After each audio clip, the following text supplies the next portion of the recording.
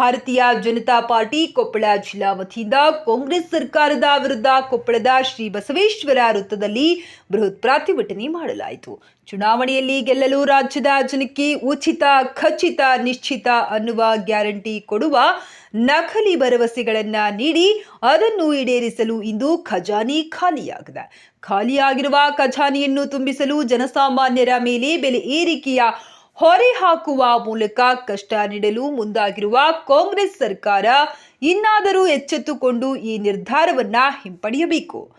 ಈ ಸಂದರ್ಭದಲ್ಲಿ ಜಿಲ್ಲಾಧ್ಯಕ್ಷರಾದ ನವೀನ್ ಇ ಗುಳಗನ್ನವರ್, ಕುಷ್ಟಗಿ ಶಾಸಕರು ಹಾಗೂ ವಿರೋಧ ಪಕ್ಷದ ಮುಖ್ಯ ಸಚೇತಕರಾದ ದೊಡ್ಡನಗೌಡ ಎಚ್ ಪಾಟೀಲ್, ರಾಜ್ಯ ಕಾರ್ಯದರ್ಶಿಗಳಾದ ಶರಣು ಬಿ ತಳ್ಳಿಕೇರಿ, ವಿಧಾನ ಪರಿಷತ್ ಸದಸ್ಯರಾದ ಹೇಮಲತಾ ನಾಯಕ್ ಮತ್ತು ರಾಜ್ಯ ಕಾರ್ಯಕಾರಿಣಿ ಸದಸ್ಯರಾದ ಡಾಕ್ಟರ್ ಬಸವರಾಜ್ ಎಸ್ ಕಾವಟರ್, ಮಾಜಿ ಶಾಸಕರುಗಳಾದ ಪರಣ್ಣ ಮುನವಳ್ಳಿ ಎಂಎಲ್ಎ, ಬಸವರಾಜ್ ದಡೆಸೂಗೂರು, ಮನೋಹರ ಗೌಡ ಹಿರೂರು, ವೀರಭದ್ರಪ್ಪ ನಾಯಕ್, ಎಮ್ನೂರ್ ಚೌಡ್ಕಿ, ಚಂದ್ರು ಹಿರೂರು, ವಿಶ್ವನಾಥ್ ಮಾಲಿ ಪಾಟೀಲ್ ಹಾಗೂ ರಮೇಶ್ ಹೊಸಮಲ್ಲಿ, ವೀರೇಶ್ ಸುಳೇಕಲ್, ಅರ್ಜುನ್ ನಾಯಕ್, ರಾಜೇಶ್ ರೆಡ್ಡಿ, ಎಲ್ಲ ಮಂಡಲದ ಅಧ್ಯಕ್ಷರು, ಜಿಲ್ಲಾ ಪದಾಧಿಕಾರಿಗಳು ಹಾಗೂ ಕಾರ್ಯಕರ್ತರು ಉಪಸ್ಥಿತರಿದ್ದರು.